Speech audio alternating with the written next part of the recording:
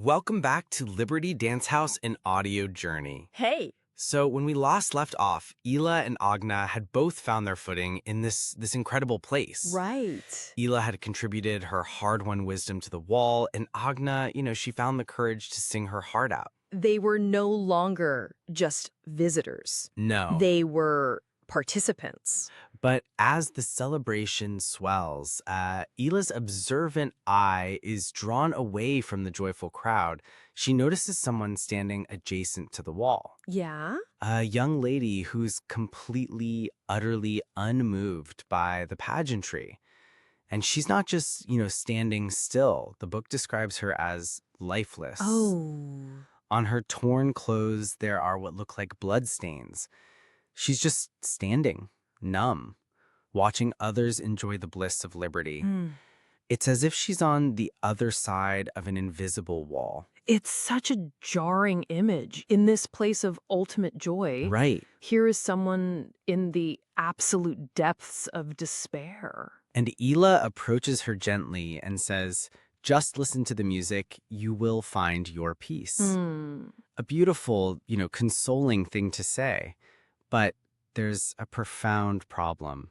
What's that? The lady can't hear her. She is deaf. Wow. So in a place that seems to be defined entirely by music, Yeah. here is someone who cannot hear a single note. The isolation must be immense. And Ela is she's startled. She can't imagine this. No. In her mind, being able to hear and interpret the sounds was a prerequisite to finding joy here. Right, of course. But the lady, Louis, she gathers what little courage she has left and signs the words, "I am Louis, and I am deaf." And this is where the story goes from a simple allegory to something so much deeper and more human. Okay. We learn Louis's backstory, and it is just one layer of tragedy upon another. It's unbelievably painful. Oh, no. Her mother abandoned her as a baby, blaming her father for her hereditary deafness. Ugh. Then her father abandoned her at a school for the deaf with false contact details. She grew up completely, devastatingly alone. So, after years of grief and even suicide attempts, she finally located her mother, Oh, good. only to be violently denied and chased away. Oh, no. That final rejection sent her running to a river to end her life.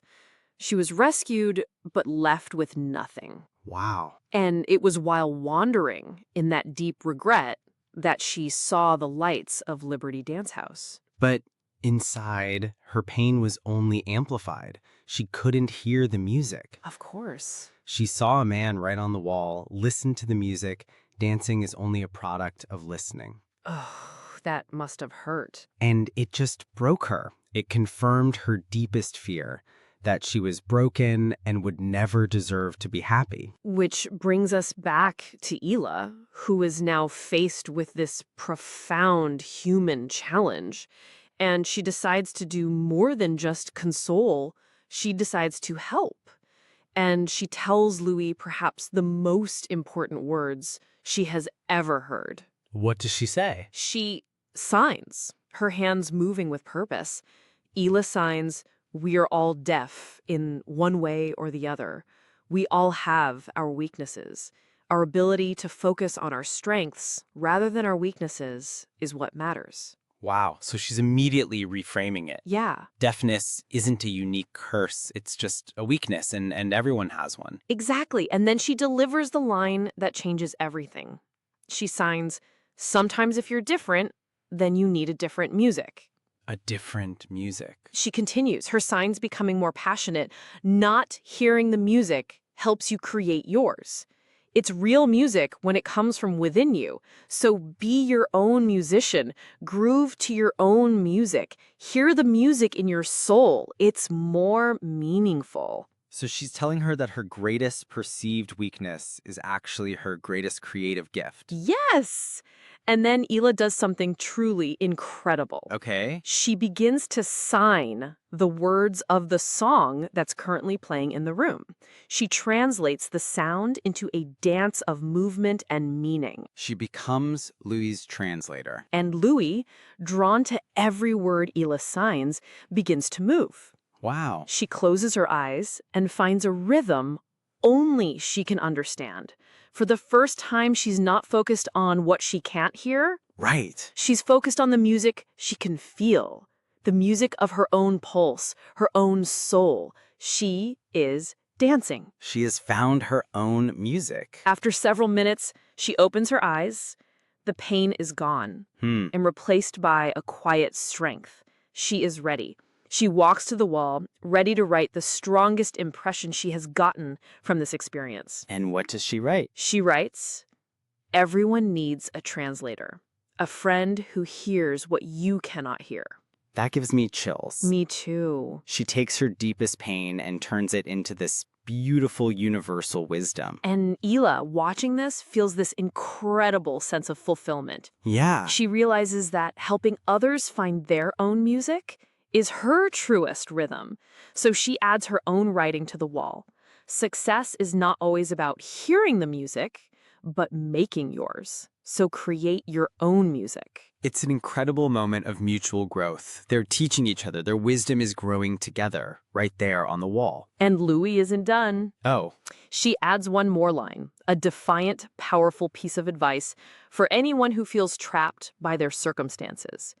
If the music is boring, change it or turn deaf. Turn deaf to the things that don't serve you. That's incredible. Her transformation is complete. She has a final thought. We really don't hear with our physical ears. Hearing is first of the soul. Wow. And with that, she takes off her tattered, wrong-sized shoes, the symbol of her old life, flings them in the air, and dances on. Free. Wow. What an incredible, inspiring story. It truly is. Now, here's a question we'd like you to think about. Who has been a translator in your life, helping you to hear the music you couldn't hear on your own? And just as importantly, for whom have you been a translator?